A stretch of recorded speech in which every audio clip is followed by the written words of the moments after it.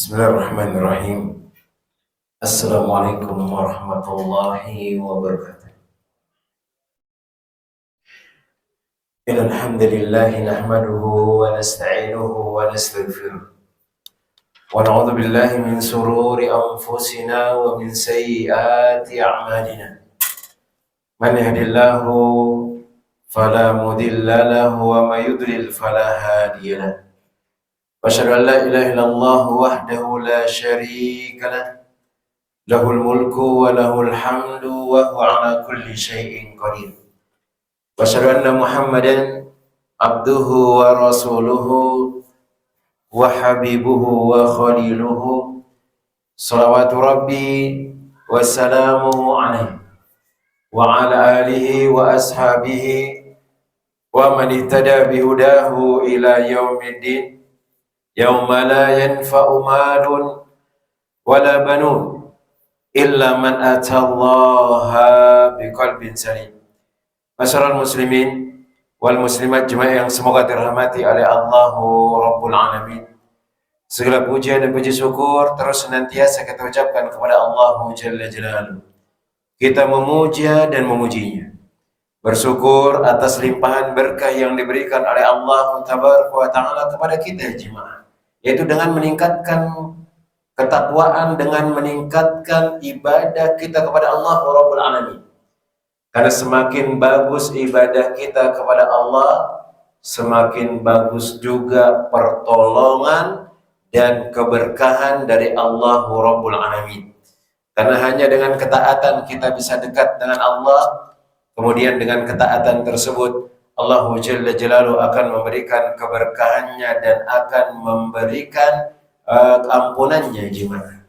Kemudian salawat beriring salam senantiasa kita ucapkan kepada Nabi kita Muhammad bin Abdullah sallallahu alaihi wasallam. Allahumma salli wa sallim wa zid wa barik wa anim ala sayyidina wa maulana Muhammad bin Abdullah sallallahu alaihi wasallam. Ya Allah, semoga salawat beriring salammu, tambahan berkah dan nikmatmu semoga senantiasa tercurahkan kepada hamba kekasihmu ya Allah, kekasih kami ya Allah, junjungan kami ya Allah, Muhammad bin Abdullah sallallahu alaihi wasallam. Jemaah yang semoga dirahmati oleh Allahu Rabbul Alamin.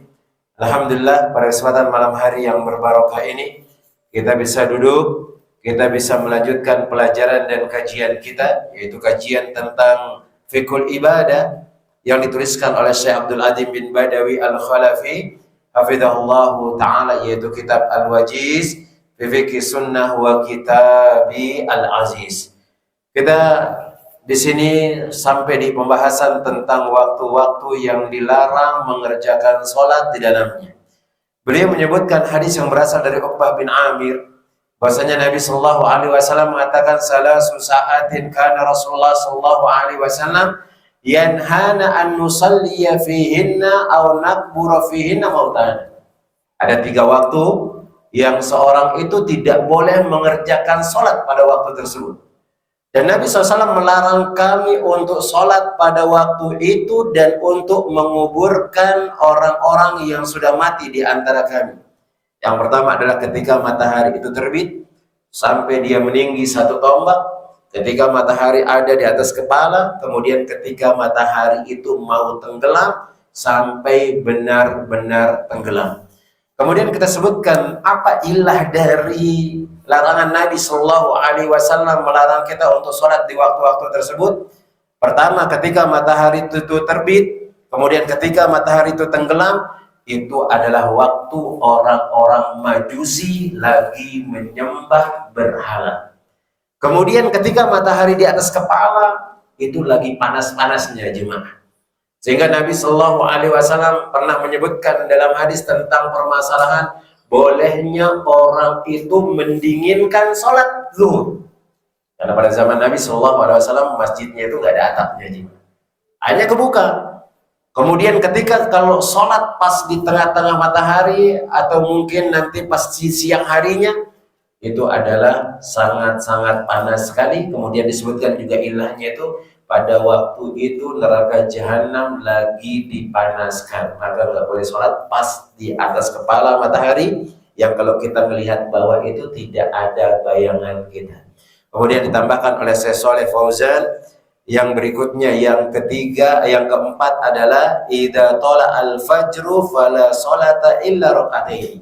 Ketika fajar sudah nampak, kemudian dia sudah mengerjakan sholat fajar, kemudian dia sholat 2 rakaat, maka tidak boleh ada sholat sunnah setelahnya. Tidak boleh ada sholat sunnah setelahnya.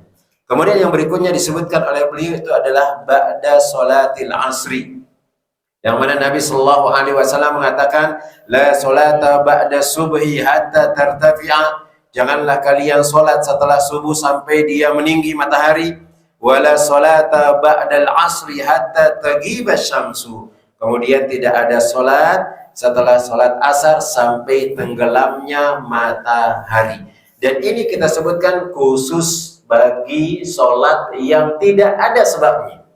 Adapun kalau sholat ada sebabnya, maka jelas dibolehkan karena dalil-dalil dari Nabi Sallallahu Alaihi Wasallam. Kemudian dikecualikan ada 2 tempat dan waktu. Yang pertama beliau menyebutkan adalah ketika waktu sholat Jumat. Ketika ada waktu sholat Jumat, orang itu mengerjakan sholat yang mana Nabi Sallallahu Alaihi Wasallam mengatakan, amma zamanu fa'inda istiwa'i yaumal Jumat. Adapun yang dibolehkan dia karena ada sebabnya adalah, dan dia pasti akan kena dengan waktu dilarang, ketika matahari pas di atas kepala. Kemudian orang itu datang dia ke masjid, kemudian dia mengerjakan sholat. Kata Nabi Sallallahu Alaihi Wasallam, la yagtasilu rajulun yaumal Jum'ah fayatatahharu mastata'a minat tuhrin. Maka tidaklah ada seorang laki-laki yang dia mandi pada hari Jumat, kemudian dia bersuci dengan suci yang bisa dia kerjakan, dia menyempurnakan kesuciannya. Wa yaddahinu min duhnin, kemudian dia menggunakan minyak wangi dari asap atau mungkin minyak wangi yang digosok. Kemudian dia datang sholat Jumat, la yakhruju fala yufarriqu bainasnaini. Kemudian dia keluar dan tidak boleh dia memisahkan 2 orang yang lagi duduk. Ada 2 orang yang lagi duduk, mungkin anak-anak masih remaja. Tiba-tiba antum datang, kemudian mengatakan, ya saya pindah. Ini nggak boleh. Ini nggak boleh antum mengatakan hal tersebut. Karena disebutkan oleh para ulama dalam sebuah kaidah, beliau mengatakan, man sabaqa anil mubah fahuwa haqqu. Barang siapa yang dahulu mendapatkan hal yang mubah tersebut, dia itu adalah haknya. Kecuali orang tersebut membolehkan, silakan duluan. Contoh kayak seperti ngantri kamar mandi. Maka jangan sampai gara-gara antum ketua DKM atau antum ustadz nyelonong aja masuk. Nggak boleh gitu, akal hukum asalnya nggak boleh. Bahkan hukumnya, kata para ulama, hukumnya adalah haram. Sampai orang yang ngantri itu mengatakan, nggak apa-apa Ustaz, antum aja duluan. Nah ini berarti dia menggugurkan kesempatan atau haknya kepada orang tersebut. Ini boleh. Adapun kalau celonong gara-gara antum adalah pembesar misalnya, maka nggak boleh. Maka ini dilarang. Summa yusalli ma kutiba lahu, summa yunsitu idza takallama al-imam. Kemudian dia sholat apa yang dituliskan baginya sholat. Berarti dia datang, kemudian dia sholat 2 rakaat salam, dia sholat 2 rakaat salam, dia sholat 2 rakaat salam sampai keluarnya imam. Otomatis pasti akan kena dengan matahari pas di atas kepala. Ini tidak jadi masalah. Kemudian summa yunsitu idza takallama al-imam, kemudian dia diam ketika imam lagi berkhutbah. Tidak boleh kita ngobrol-ngobrol ketika imam berkhutbah. Kalau sudah imam itu naik, azan masih boleh ngobrol. Tapi kalau sudah mulai imam itu berkhutbah, diam, nggak boleh ngobrol. Dan zaman sekarang ini disebutkan oleh para ulama, di antaranya juga yang mewakili ngobrol tersebut. Mana dia? Ada orang yang main HP di belakang pojok-pojok. Anda teringat dulu waktu jahil tentang ini, biasanya kita kalau datang sholat Jumat dulu di kampung itu, biasanya kita berdiri di dekat dengan WC atau dekat tempat duduk, nunggu ya khotib itu selesai berkhutbah, ngobrol aja gitu. Ternyata itu nggak boleh, itu nggak boleh, hukumnya haram. Dan bahkan Nabi Sallallahu Alaihi Wasallam mengatakan, idza qala rajulu li akhihi ansit wal imamu yakhtub faqad lagauda. Jikalau ada seorang laki-laki ini main nih, lagi ribut-ribut dia, kemudian antum mengatakan diam, Maka kata Nabi SAW, yang ngomong diam ke sohibnya, ke temannya itu, dia telah berbuat sia-sia. Sholat Jumatnya sah, tapi nggak ada pahala sama sekali yang dia dapatkan. Nggak ada sama sekali yang dia dapatkan. Ustaz, terus gimana kalau ada yang ribut-ribut? Nah, ini tugas dari DKM. Sebelum mulai, maka silakan. Kemudian juga tugas dari bapaknya yang jaga anaknya. Ada di masjid tuh, Masya Allah, anaknya ribut, dibiarin saja. Seharusnya antum kalau bawa anak datang ke masjid itu harus dijaga. Apalagi ketika orang berkhutbah, supaya orang-orang khusyuk mendengar khutbah tersebut, dijaga. Kalau dia ribut, antum pegang saja. Jangan bilang diam, jangan. Antum pegang dia, dudukkan di dekat antum, peluk dia, biar dia tidak mengganggu orang lain. Maka ini silahkan dibuat tenang. Kalau memang anak antum, kalau antum bawa ke masjid susah dia diam, gak usah dibawa. Walaupun memang ada anjuran dari Nabi Shallallahu Alaihi Wasallam untuk bawa mereka datang ke masjid supaya dia melihat orang sholat dan dia terbiasa dengan ibadah sholat tersebut. Tapi kalau sampai ganggu orang, taruh di rumah dulu. Nanti kalau dia udah agak besaran, bisa antum atur, bisa antum suruh, walaupun belum balik, belum wajib dia sholat, maka itu bawa dia. Biasanya kalau sudah SD, itu sudah mulai dengar dia. Walaupun nanti selesai sholat, dia ribut-ribut. Yang penting jangan pas sholat. Kalau antum bawa yang kecil, lari sana, lari sini, lompat sana, lompat sini. Kemudian ada orang naruh kacamata di depannya sholat, diinjak pecah. Apa kata bapaknya? Ya, anak kecil biasa itu, nggak mau tanggung jawab dia dengan kaca tersebut. Kita katakan antum harus ganti. Antum harus ganti. Karena disebutkan oleh Syekh Abdurrahman bin Nasir As-Sa'di, lakin ma'al itlafu yasbutul badal wayan tafid taksimu anhu wazala. Akan tetapi orang yang menghancurkan suatu barang itu harus dia ganti. Kalau dia tidak ganti, dia mendapatkan dosa dari apa yang dilakukan oleh anaknya. Banyak orang kalau dia ribut anaknya ngerusak apa, kan masih kecil dia, nggak apa-apa, ikhlaskan saja. Nggak boleh. Anda menjadi orang tua harus tanggung jawab dengan hal tersebut. Maka ketika datang hari Jumat, hukumnya diam itu adalah wajib, ngomong itu adalah akan membuat pahala kita dihapus oleh Allah Tabaraka wa Ta'ala. Idza takallama al-imam ila ghufra lahu ma baina, kemudian dia diam ketika imam lagi berkhutbah, kecuali Allah akan mengampuni dosanya di waktu Jumat tersebut sampai datangnya Jumat yang berikutnya. Ini keutamaan orang datang ke masjid. Silahkan kalau dia mau sholat, dia sholat. Jangan dia pisahkan dua orang yang lagi duduk, kemudian dia diam ketika imam lagi berkhutbah, maka jaminannya adalah dia akan diampuni dosanya dari Jumat itu sampai Jumat yang berikutnya. Kemudian yang berikutnya adalah nadabahu ila sholati ma kutiba lahu. Dia disunahkan untuk mengerjakan sholat apa yang dituliskan baginya. Walam yamna'hu anhu illa fi waqti khurujil imam. Dan tidak ada yang membatasi dia sholat sampai keluarnya imam. Berarti datang ke masjid, dia sholat 2 rakaat salam, 2 rakaat salam. Karena memang sholat itu adalah 2 rakaat salam, 2 rakaat salam. Dan itu disebutkan oleh Nabi Sallallahu Alaihi Wasallam. 2 rakaat salam, 2 rakaat salam. Mana dalilnya? Nabi SAW mengatakan sholatul laili wan nahari masna masna. Sholat malam hari, sholat sunnah. Dan sholat siang hari 2 kali.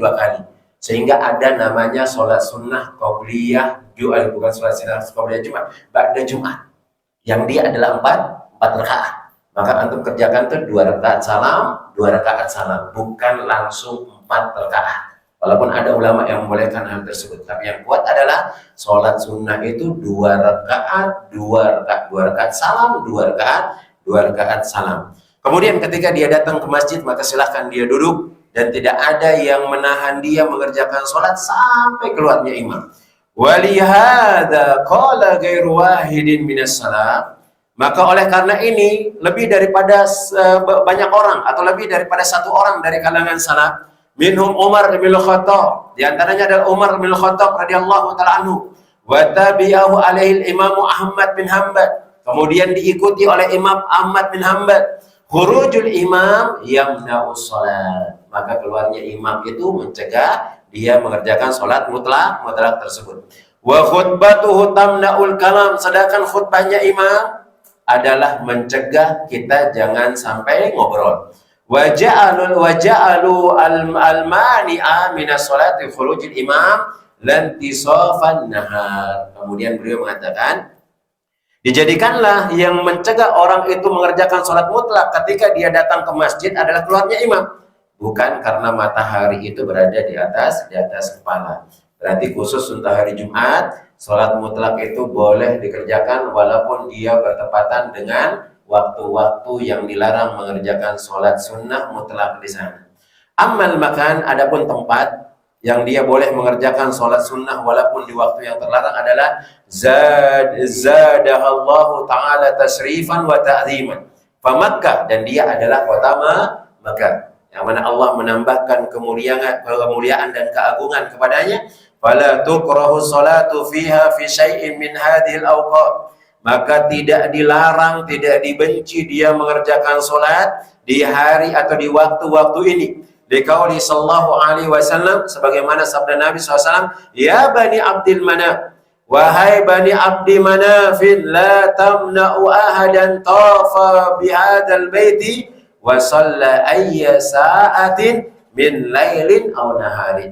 Wahai Abdul bin Abdul Muthalib, bani Abdul Muthalib, janganlah kalian mencegah seseorang itu tawaf di rumah Allah dan sholat kapan saja mereka sholat, baik siang hari atau malam hari. Maka antum datang ke Makkah sana, silakan antum mau sholat kapanpun, mau tenggelam matahari, mau terbit matahari, pas matahari di atas kepala, itu tidak jadi masalah, khusus di Makkah. Wa sholatul manhiyu anha fi hadhil awqat hiya sholatut tatawwu mutlaq alladzi la sababa lahu. Maka sholat yang dilarang untuk dikerjakan di waktu-waktu yang terlarang ini adalah sholat sunnah mutlak. Sholat sunnah yang nggak ada sebabnya. Karena ternyata sholat itu boleh kita kerjakan kapan saja, jemaah. Di antaranya Nabi SAW lagi capek-capek bersama para sahabat mengurus dunia. Apa kata Nabi SAW? Ya Bilal, kum arina Nabi sholat. Para ulama mengatakan ini adalah sholat mutlak. Maka ketika kita capek supaya kita bersemangat ibadah, sholat. Minta doa kepada Allah Tabaraka wa Ta'ala kapan saja waktunya, selama bukan di waktu ini. Kemudian yang berikutnya beliau mengatakan wa qada'u fayajuzu fi hadhil waqti, dan boleh juga mengerjakan sholat pada waktu ini adalah orang yang dia mengqadha sholat yang terlupakan, atau baik karena dia lupa atau dia tertidur, maka boleh. Atau ketiduran misalnya sholat subuh, ternyata matahari baru terbit dia, maka silakan. Jangan nunggu matahari meninggi baru mengerjakan sholat. Secepatnya datang kamar mandi, selesaikan hajat antum di kamar mandi, kemudian dia berwudu, kemudian dia keluar sholat. Walaupun pas matahari lagi terbit, maka itu tidak jadi masalah. Kemudian baik juga yang antum qadha itu adalah sholat wajib ataupun sholat sunnah, maka itu juga tidak jadi masalah. Kemudian kama tajuzu sholatu akibatal wudu'i fi ayyi waqtin kana. Begitu juga boleh orang mengerjakan sholat setelah selesai wudu. Setelah selesai wudu, kapan saja waktunya, walaupun kena dengan waktu tersebut. Karena dalilnya dari Abu Hurairah radhiyallahu taala anhu, bahwasanya Nabi sallallahu alaihi wasallam mengatakan qala li Bilalin 'inda sholati subhi. Nabi SAW pernah duduk selesai mengerjakan sholat subuh, kemudian beliau mencari Bilal. Apa kata Nabi SAW? Ya Bilal, wahai Bilal, akhbirni bi arji amalin amiltahu fil Islam. Wahai Bilal, kabarkan aku amalan yang sangat engkau berbangga yang engkau kerjakan ketika engkau kerjakan dan engkau adalah orang Islam, atau ketika engkau berada dalam kondisi engkau adalah orang Muslim. Fa ini sami'tu dufana laika baina yadayya fil jannah. Karena tadi malam aku diajak oleh Allah Tabaraka wa Ta'ala, oleh malaikat Jibril, masuk ke dalam surga, dan aku mendengar suara langkahmu di dalam surga. Amalan apa yang engkau kerjakan, wahai Bilal?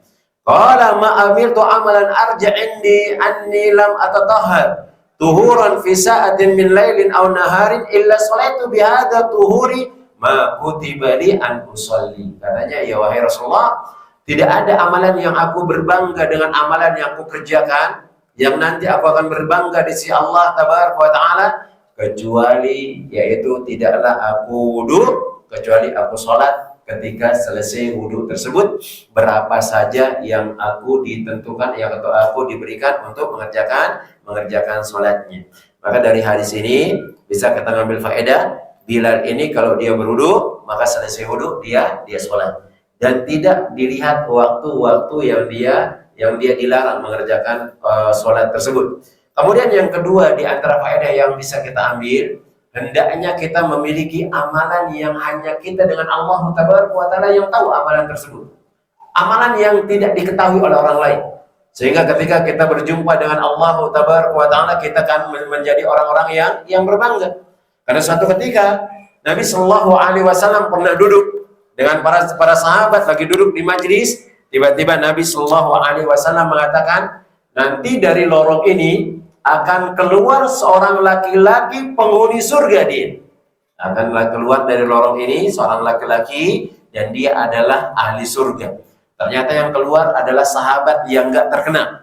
Dia tidak terkenal seperti Abu Bakar, dia tidak terkenal seperti Umar, dia tidak terkenal seperti Ali, Utsman, kemudian Ibnu Umar dan yang lainnya. Dia baru selesai wudhu, masih ada air wudhu di jenggotnya, kemudian dia memegang sandalnya, masuk ke masjid, datang ke tempat Nabi SAW. Keesokan harinya Nabi SAW mengatakan yang semisal seperti itu. Akan keluar nanti dari lorong ini seorang laki-laki penghuni surga, ahli surga dia. Ternyata laki-laki yang kemarin, sampai 3 kali. Akhirnya seorang sahabat Ibnu Umar, dia penasaran, amalan apa yang dia kerjakan? Karena kita nggak tahu amalan yang hebat itu apa ya. Dia sholat sama seperti kita. Tapi kenapa kok Nabi SAW mengatakan dia dijamin masuk surga? Dia adalah ahli surga, sedangkan kakinya masih melangkah, atau sedangkan dia masih melangkahkan kakinya di atas bumi. Hanya penasaran Ibnu Umar. Dan dia mencari cara apa yang harus dia lakukan sehingga tahu amalan apa yang dikerjakan oleh sahabat tersebut. Jadi di antara para sahabat tuh kalau melihat ada keutamaan langsung dicari. Apa keutamaan itu? Kalau kita enggak, sudah disampaikan keutamaannya, mikir-mikir kita. Mikir-mikir, ini berapa habis ini? Kemudian dia mikir, ini apa sih faedahnya dan yang lain. Kita banyak mikir. Kalau sahabat enggak, kalau mereka mampu, mereka langsung kerjakan, mereka enggak peduli, walaupun hartanya mungkin habis dan seterusnya. Karena dia yakin kalau dia berusaha, kemudian dia serahkan kepada Allah Taala, pasti diberikan gantinya oleh Allah Rabbul Alamin. Akhirnya dia datang kepada sahabat tersebut, kemudian dia membuat alasan. Dia mengatakan, wahai sahabatku, bolehkah aku menginap di rumahmu? Ini aku lagi ada masalah dengan bapakku, nggak mau pulang aku ke rumah bapakku. Dia katanya lagi ada masalah sama Umar radhiyallahu ta'ala. Gak mau pulang aku ke rumah Umar itu. Aku mau menginap di rumahmu, bolehkah aku menginap? Nah, sahabat tersebut mengatakan, silakan, wahai sahabat yang mulia. Dan kita tahu Ibnu Umar ini adalah salah seorang sahabat yang sangat mengikuti sunnah Nabi SAW. Bahkan disebutkan ketika Nabi SAW pernah singgah di tempat pembuangan sampah suatu kaum, yaitu di kampung. Ada desa di sana, ada tempat pembuangan sampah. Kemudian Nabi pernah kencing berdiri di sana. Ibnu Umar itu datang ke sana. Dan posisinya sama. Kemana arah Nabi itu ke arah sana. Dia kencing. Kemudian ketika Nabi SAW mampir di suatu tempat, kemudian sholat 2 rakaat, dia pun ke sana. Nabi SAW istirahat di suatu tempat, dia pun ke sana ke tempat tersebut. Dan itu adalah Ibnu Umar. Laki-laki atau sahabat yang sangat mulia. Hanya sahabat tersebut mengatakan, silahkan engkau masuk, boleh engkau nginap. Kata Ibnu Umar itu bercerita, 3 hari aku nginap di rumah orang ini, gak ada yang istimewa, gak ada sama sekali. Dan udah sholat wajib sama kayak kita pergi ke masjid, kemudian ya ngomong-ngomong baik aja dia, gak ada istimewa. Karena memang amalan-amalan tersebut dikerjakan juga oleh Ibnu Umar. Cuman yang aku lihat ketika dia malam hari membolak-balikan tubuhnya, dia bertasbih. Katakan subhanallah, kemudian menguatkan alhamdulillah, wala ilaha illallah, Allahu akbar. Dia membolak-balikan tubuhnya kalau dia berubah posisinya. Boleh itu.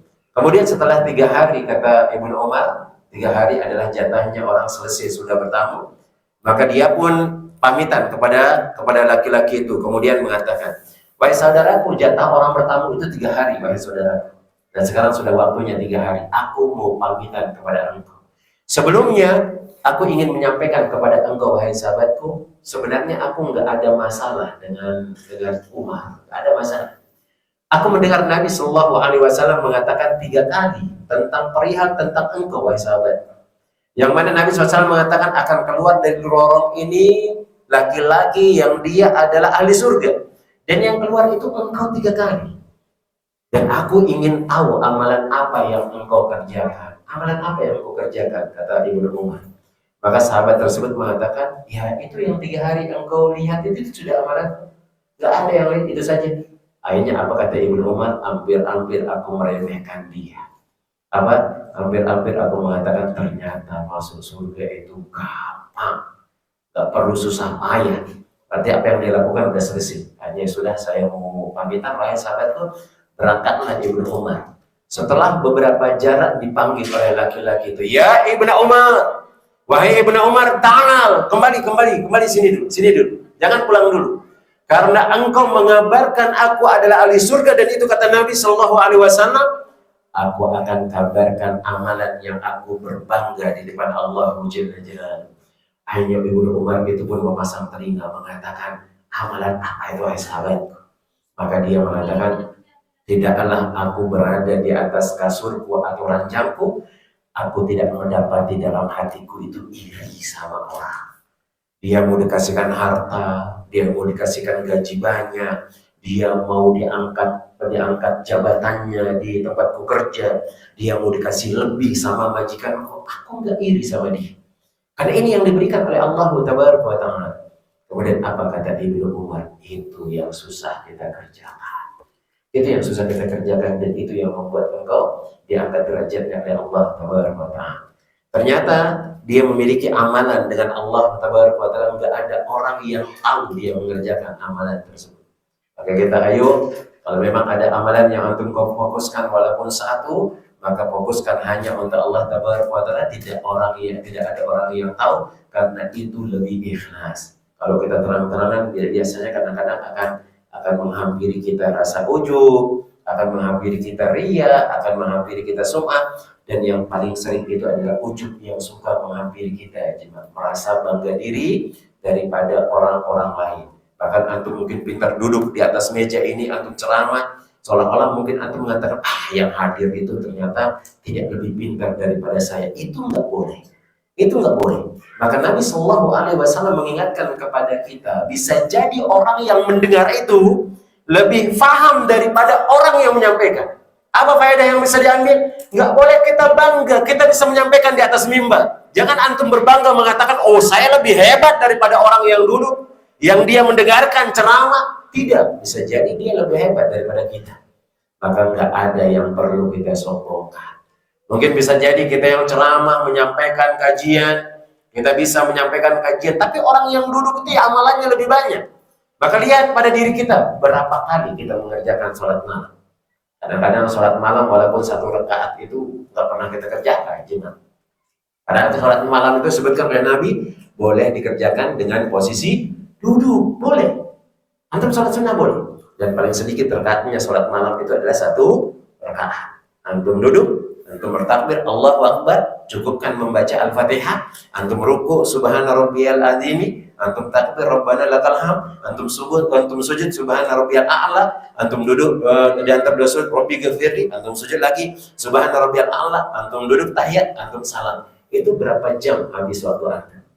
Kayaknya nggak nyampe 2 menit. Bahkan nggak nyampe 1 menit kalau dikerjakan dalam kondisi duduk. Pertanyaannya, sudah berapa kali kita mengerjakan sholat malam tersebut? Kemudian kita merasa bangga, merendahkan orang lain. Nah, lihat sahabat ini, dia mengatakan nggak ada rasa iri, nggak ada rasa ingin mencela orang lain. Ya sudah, apa yang aku dapatkan, aku ridho. Antum kerja di yayasan atau mungkin di pondok pesantren misalnya, ada orang dinaikkan gajinya, antum nggak dinaikin, biasa-biasa saja, aman saja. Nanti kalau ada masanya akan dinaikkan gajinya. Yang kerja juga seperti itu, dikasihkan dia upah yang lebih banyak, biasa-biasa saja. Biasa-biasa saja, selama itu adalah hak antum. Kalau dia berbuat zalim, maka silakan antum tuntut. Tapi masalah dikasihkan fasilitas ini, itu, apa yang sisi kita iri kepada si fulan, kita iri kepada si fulana, biasa-biasa saja. Karena itu adalah bukti bahwasanya kita bersyukur kepada Allah Tabaraka wa Ta'ala. Hendaknya kita menjadikan amalan yang khusus antara kita dengan Allah Jalla Jalaluhu. Kemudian wa yajuzu tahiyatul masjid. Di antara yang dibolehkan juga kita kerjakan di waktu-waktu yang terlarang adalah datang ke masjid kemudian sholat sunnah. walaupun itu ketika matahari baru terbit, ataupun matahari mau tenggelam, atau matahari itu di atas kepala, atau setelah asar. Nah, gitu biasanya kalau datang mau maghrib, udah setelah asar. Kan tadi dilarang. Cuman antum kalau datang ke masjid, sholat tahiyatul masjid, antum tahiyatul masjid, belum azan orang. Bahkan yang belum azan, baru tadi mau azan, itu adalah waktu matahari mau tenggelam gitu. Dan itu dibolehkan. Karena Nabi Shallallahu Alaihi Wasallam mengatakan, "Idza dakhala ahadukumul masjidah fala yajlis hatta yusalli rak'ataini." Jikalau salah seorang di antara kalian masuk ke dalam masjid, maka janganlah dia duduk sampai dia mengerjakan sholat 2 rakaat.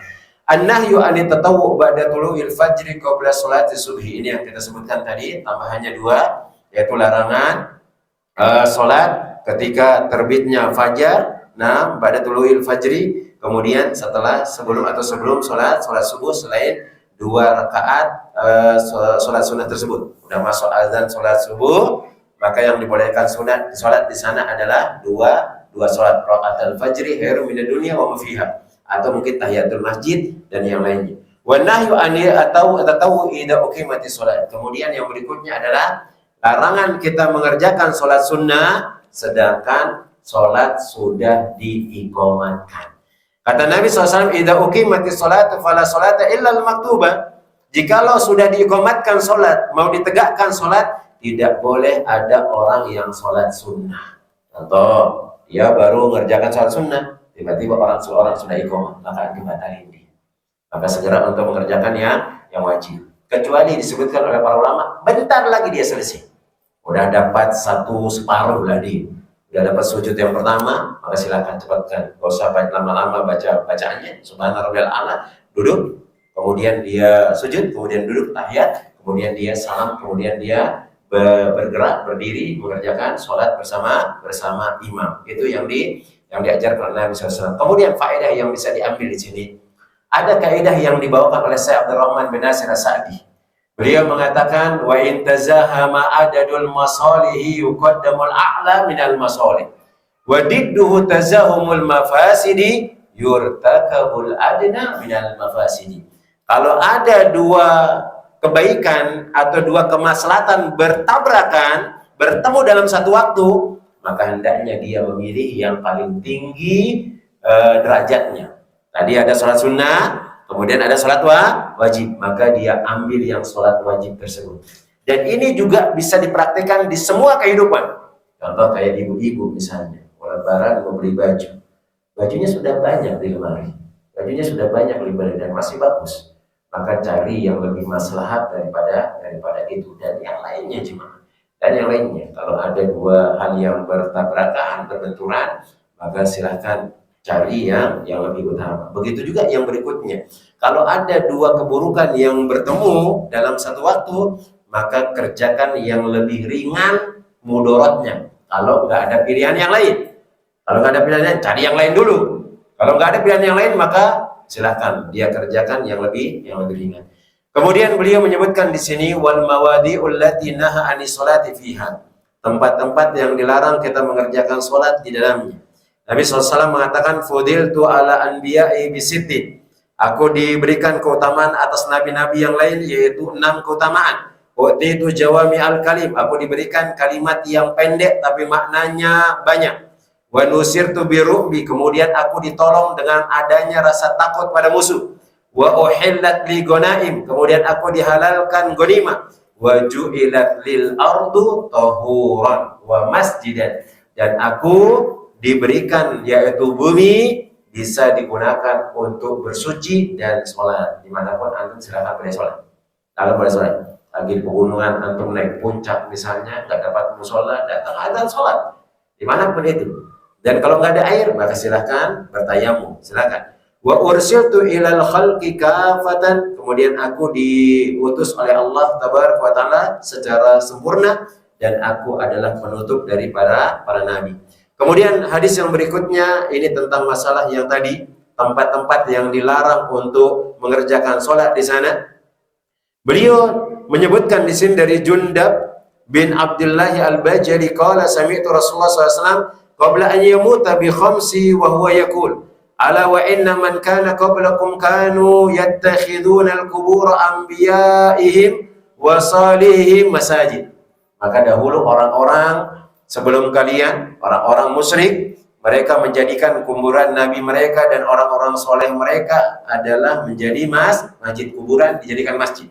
Ada kuburan di dalam masjid, atau masjid ditaruh di dalam kuburan. Ini penafsirannya. Ala fala tattakhidul qubura masajid. Maka janganlah kalian menjadikan kuburan itu masjid. Inni anhaakum an dzalik. Maka aku telah melarang kalian, dan hadisnya adalah hadis yang sahih diriwayatkan oleh Imam Muslim.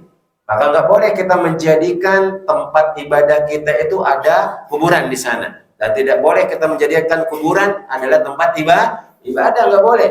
Jadi jelas-jelas dilarang. Tapi tiba-tiba ada orang yang mengatakan, oh saya adalah keturunan Nabi, ayo kita ibadah di kubur. Nggak boleh, haram hukumnya. Mau dia keturunan Nabi, mau dia keturunan kiai siapa, kalau dia menentang Nabi Shallallahu Alaihi Wasallam, maka kita tidak boleh mengikutinya. Mencintai Nabi itu bukan hanya dengan mencintai Ahlul Bait. Mencintai Ahlul Bait jelas, silakan, itu ada keturunan Nabi SAW. Tapi ketika mereka menyimpang dari apa yang diajarkan oleh Nabi SAW, maka cara mencintai Nabi itu adalah meninggalkan perbuatan mereka. Maka ini yang diajarkan oleh Nabi SAW. Kemudian yang berikutnya, yang dilarang adalah al-ardu kulluha masjidun illa al-maqbarah wal hammam. Semua bumi ini adalah masjid kecuali dua. Yang pertama adalah kuburan, yang kedua adalah kamar mandi. Maka kuburan tidak boleh dijadikan tempat sholat, baik dia di dalam masjidnya atau di pinggir masjid, selama dia ada lingkungan masjid. Adapun kalau dia misalnya di depan kita ada jalan trotoar, kemudian sebelahnya kuburan, maka itu tidak jadi masalah, karena dia bukan area masjid. Dia bukan area masjid. Caranya kuburan itu dikeluarkan dari masjid, ditaruh di tempat penguburan umum, atau masjid itu dihancurkan kemudian dibangun di tempat yang lain. Silakan. Wa an Bara ibn Azib qala su'ila Rasulullah sallallahu alaihi wasallam an salati fi mabarikil ibil. Qala la tusallu fi mabarikil ibil. Kemudian yang berikutnya yang dilarang salat di sana adalah di kandang onta. Enggak boleh salat di kandang onta.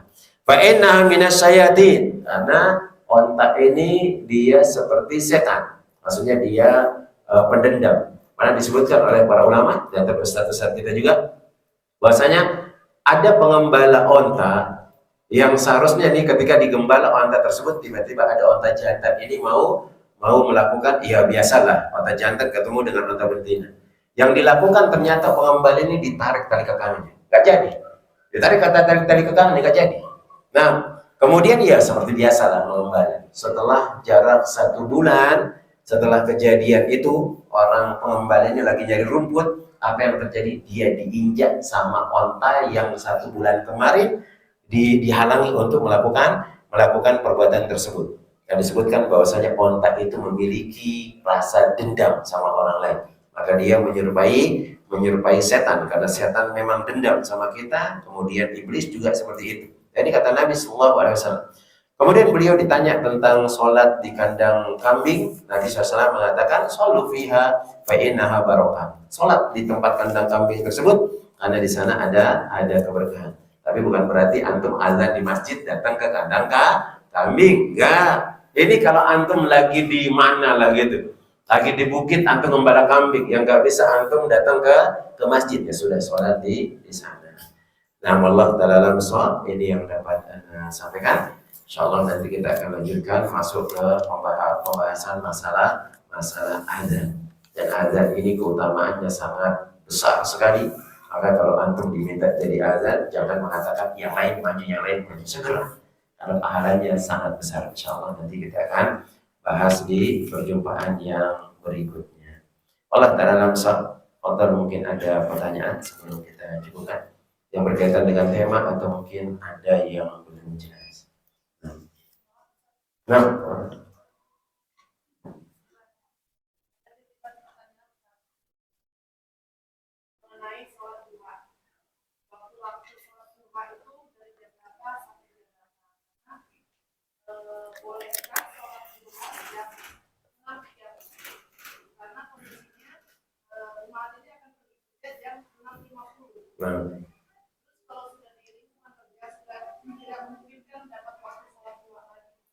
Nah, sholat duha atau disebut dengan sholat awabin namanya itu. Antum kalau cari nanti ada namanya sholat awabin, sholat orang-orang yang kembali kepada Allah Taala.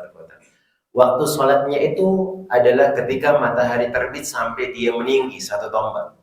Ketika dia terbit kemudian meninggi satu tombak, itu mulai awalnya. Mulai akhirnya kapan? Sampai datangnya waktu terlarang sebelum waktu zuhur. Waktunya sampai sana. Kemudian yang afdalnya kapan? Ketika onta sudah pindah dari tempat tidurnya karena dia kepanasan.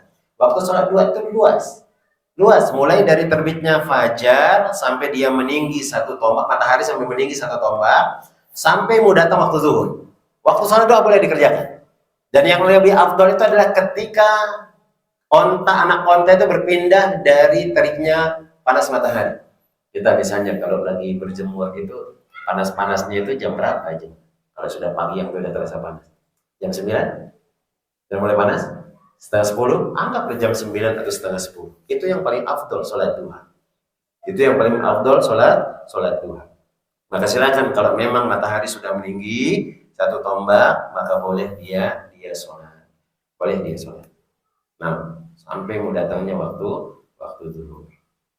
Kemudian di tempat kerja, silakan kalau memang bisa, silakan kalau enggak ya saja. Allah Ta'ala alam. Ada yang lain?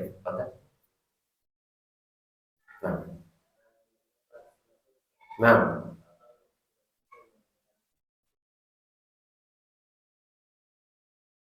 waktu sholat suruh. Nah, sholat suruh ini waktunya sama dengan sholat duha. Sama dengan sholat suruh. Sholat suruh itu maksudnya sholat setelah matahari sudah terbit dan meninggi satu tombak. Karena dari terbitnya matahari sampai meninggi satu tombak ini dilarang oleh Nabi SAW. Berarti dia dikerjakan semisal dengan sholat duha. Nah, cuman yang membedakan antara sholat duha dengan sholat suruh itu apa sih Ustaz? Apa yang membedakannya? Apa yang membedakan? Apa cuma? Antum diam di masjid, kemudian jam 9 baru antum sholat suruh. Boleh. Berarti bukan waktu yang membedakannya. Yang membedakannya adalah niat antum. Niat antum. Itu yang membedakan. Sama dengan zuhur asar. Kalau antum nggak bedakan niat nggak boleh. Nah, sholat zuhur antum niatnya sholat asar nggak sah. Di sholat asar niat antum sholat zuhur nggak sah. Maka di antara fungsi niat itu adalah membedakan satu amalan dengan amalan yang lain. Yang membedakan itu niat saja. Sama seperti sholat istikharah. Ternyata sholat istikharah itu boleh siang hari, cuma nggak mesti harus malam hari. Kapanpun silakan boleh. Yang penting jauhi waktu yang terlarang. Boleh di siang hari. Ketika ada kebutuhan, masa antum siang harinya butuh nanti sholatnya tengah malam? Udah lewat ya cuma kelamaan nunggunya. Nah, maka silakan sholat pada waktu tersebut. Minta bantuan dari Allah Tabaraka wa Ta'ala apa yang kita butuhkan. Nah, Allah Ta'ala langsung. Mungkin ada yang lain lagi ditanyakan.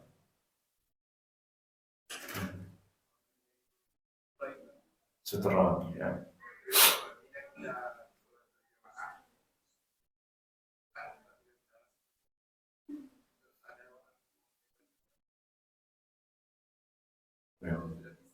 Nah, coba mengenai sutra, di sini disebutkan oleh para ulama ada dua kondisi. Ada orang yang sholat sendirian, ada yang orang sholat berjamaah.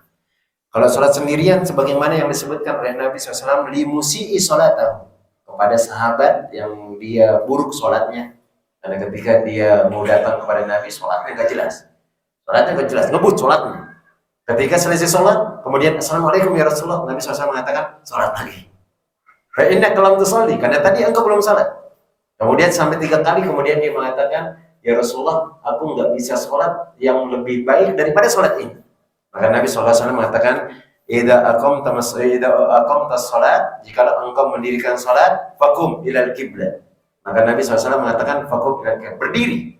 Karena berdiri ini hukumnya adalah wajib, dia berdiri. Kalau dia nggak bisa, maka dia silakan duduk kalau memang. Kemudian fattaji ilal qiblat. Waj'al ma bainaka as-sutra. Kemudian hendaknya engkau menjadikan pembatas di depanmu, sehingga enggak ada orang yang lewat. Sehingga enggak ada orang yang lewat. Kira-kira sutra itu disebutkan oleh Nabi SAW mislu raihatir rohli. Ya ini seperti kursi ini yang di belakangnya, anggaplah satu hasta. Ini untuk batasin orang supaya nggak lewat di depan kita sholat. Dan antum nggak boleh lewat di depan orang sholat. Ya. Ada orang misalnya sholat 2 saf, kemudian kan ada yang masbuk, jangan lewat di depannya. Kalau nggak ada jalan, diam dulu. Kalau memang harus keluar, maka lurus saja, lurus ya boleh di salah sedikit. Ini nggak jadi masalah. Yang dilarang itu jangan melewati depan. Bahkan Nabi SAW mengatakan kalau ada yang lewat di depan engkau sholat, hendaknya engkau cegah dia. Fa'in aba, kalau dia enggan, nggak mau, pengen lolos terus dia, fal yuqatilhu, hendaknya dia perangi dia. Mungkin supaya dia kapok dan lain, antum cekek segala, jangan lewat di depan orang sholat. Karena kata Nabi SAW, engkau berdiri selama 40 lebih baik daripada engkau melewati orang sholat. Maksudnya 40 hari atau 40 minggu, 40 bulan, untuk meratapi bahwasanya ini ada perbuatan dosa besar. Atau mungkin antum dorong dia supaya dia jatuh. Dan biasanya orang kalau hadang itu jangan hadang dadanya, dia akan lewat lehernya. Cegah dia pas lehernya. Kalau lehernya dia akan diam. Kalau dadanya lewat saja nih. Maka diajarkan Nabi itu pas arah lehernya. Kalau leher tuh maju dia, pasti mundur dia. Kalau dada lewat saja nih. Nah, nabrakan. Dan itu yang diajarkan Nabi SAW. Kemudian bagaimana kalau dia sholat berjamaah? Kalau dia sholat berjamaah, maka sutrohnya itu adalah sutrohnya imam. Maka kalau ada orang dilewat di depan antum, nggak perlu dicegah. Dulu anak baru-baru semangat itu jemaah belajar ini. Anak kira walaupun jemaah berjamaah itu tetap sutroh kita jaga. Ada orang lewat, anak tarik dia. Ya ada pinggir tarik dia. Setelah baca dan minta maaf sama waktu sekolah di SMA. Karena kan sudah mulai kenal dakwah pengajian itu waktu SMA. Anak SMA cuma bukan mondok dari SMP dan SMA. Baru selesai SMA baru mondok, kemudian kuliah. Nah, seperti itu. Maka sutra kita kalau berjamaah itu adalah imam. Kalau sholat sendirian, kita buat sutra. Baik dia adalah punggung teman kita, atau tembok, atau tiang, atau yang mana. Untuk jaga orang supaya jangan orang itu lewat. Ustaz, bagaimana kalau kemungkinan di tempat itu nggak ada orang lewat? Apakah boleh kita nggak jadikan sutra? Sebagian ulama ada yang mengatakan boleh. Tapi yang lebih afdal itu jelas adalah ada sutrohnya. Karena itu diperintahkan oleh Nabi. Mau antum dimanapun posisi antum, maka tetap membuat sutra. Seperti ini kan? Kan jauh. Dia sholatnya di sini. Kan nggak ada orang kemungkinan akan lewat tembus tembok. Nggak ada kan? Nah, berarti dia seharusnya aman seperti itu. Tapi tetap kita amalkan hadis Nabi SAW. Karena ada sebagian di dosen Anda juga dulu waktu kuliah ada yang membolehkan. Karena ilah sutroh itu apa? Ilah sutroh itu supaya jangan ada orang yang lewat di depan kita. Setelah ilahnya nggak ada, maka nggak ada keharusan untuk membuat sutroh. Tapi kita mengamalkan hadis Nabi SAW. Karena Nabi tidak memperinci mau orang lewat, nggak ada orang lewat, tetap jadikan ada supaya fokus. Kalau nggak ada sutroh, mata kita akan kemana-mana. Nih habis sudah di depan ini, lu ukir-ukirannya, kurang puas. Ukiran yang di depan dilihat. Habis yang di depan, tembok lagi dilihat. Biar fokus. Biar fokus satu tempat saja. Nah, Allah Ta'ala bersama. Ada yang lain? Apa? Ibu mungkin ada yang lain lagi? Gak ada? Apa?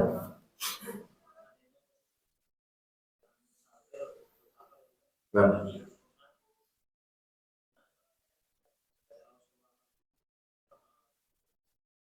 Jemaah. Ketika kita safar, kemudian di hari Jumat, maka mana yang lebih afdol? Yang afdol itu lihat kondisi antum. Kalau antum bisa turun, kemudian mengikuti hari Jumatan, maka itu afdol. Tapi kalau nggak bisa, maka itu tidak jadi masalah. Ada rukhsah orang itu boleh dia tidak Jumatan, dia safar. Ada rukhsah boleh dia tidak Jumatan. Tapi kalau antum bisa turun, Jumatan. Kalau memang nggak bisa, maka silakan sholat zuhur sesuai dengan kondisi. Sesuai dengan kondisi. Karena Jumat ini adalah hari raya yang kita berbangga satu kali dalam seminggu atau sepekan. Nah, Allah Ta'ala bisa sesuai kondisi. Nah,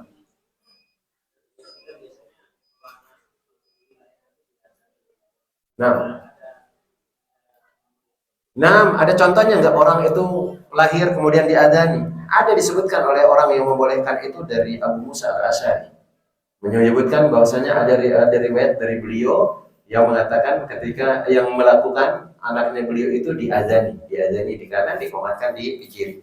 Cuman dari beliau saja asar tersebut, nggak ada yang lainnya, nggak ada dari Nabi SAW, nggak ada yang lainnya dan seterusnya. Akhirnya beliau mengatakan iya hukum asal, dan itu pun di perselisihan tentang masalah taswihan ucapan dari atau perbuatan dari Abu Hasan al-Asy'ari, Abu Musa al-Asy'ari.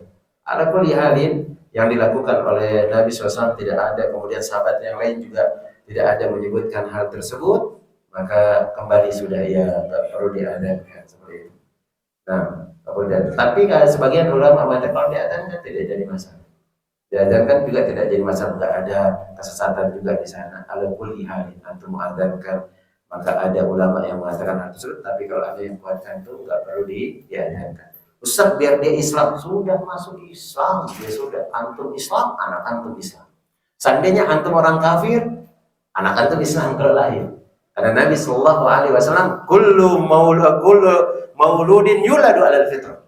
Semua anak yang terlahir itu adalah lahir dalam keadaan fitrah. Siapa dia? Islam. Dia akan nyembah Allah.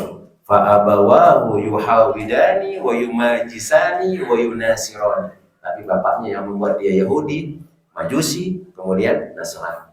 Nah, jangan khawatir. Insya Allah dia akan tunggu juga walaupun nggak diadzan. Cuman kita kayaknya dulu diazanin semua. Kita diazanin semua. Nah, anak-anak kita aja yang nggak diadzan. Ada yang lain? Kalau nggak ada kita simak.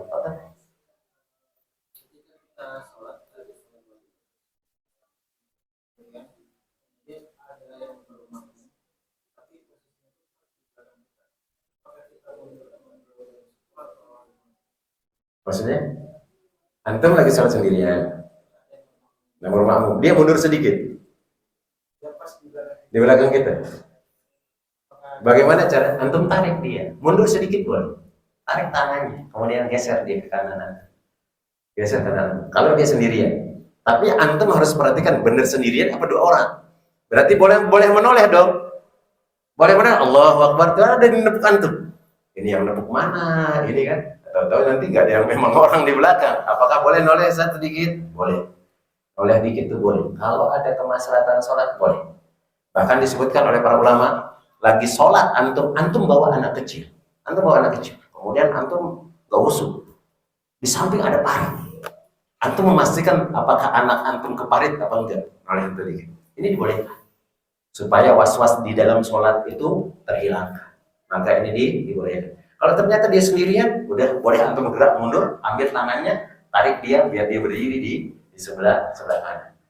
Nah, di sebelah kanan. Kalau dia nggak mau, gimana dia mau? Sholat sendirian aja, antum ngapain gitu. Nah, seperti itu. Jadi kadang-kadang orang nggak tahu, ya memang kita harus kasih tahu. Kemudian kalau memang ada kejadian seperti itu, ya bagus-bagus nasihatnya. Jangan dihina, jangan ini dasar antum nggak paham sunnah. Nah, jangan. Kita aja dulu nggak paham sunnah ya kayak seperti itu gitu. Nah, Allah Ta'ala asal. Ada yang lain lagi? Ibu-ibu? Gak ada. Yang lainnya? Kelas? Paham semua ini? Nah, kalau nggak ada, wallahu ta'ala alam shawab. Ini yang dapat Anda sampaikan. Semoga Allah Ta'ala senantiasa memudahkan semua urusan kita, urusan dunia dan urusan akhirat kita dijaga oleh Allah Ta'ala. Kemudian memberikan semua yang kita inginkan dan memasukkan kita ke dalam surganya. Amin ya rabbal alamin. Bersama orang-orang yang kita cintai, orang tua kita, anak kita, istri kita, suami kita, kemudian orang-orang yang terdekat dan kaum muslimin. Amin ya rabbal alamin. Kita cukupkan dengan doa kafaratul majlis. Subhanakallahumma wa bihamdika asyhadu an la ilaha illa anta astaghfiruka wa atubu ilaik. Assalamualaikum warahmatullahi wabarakatuh.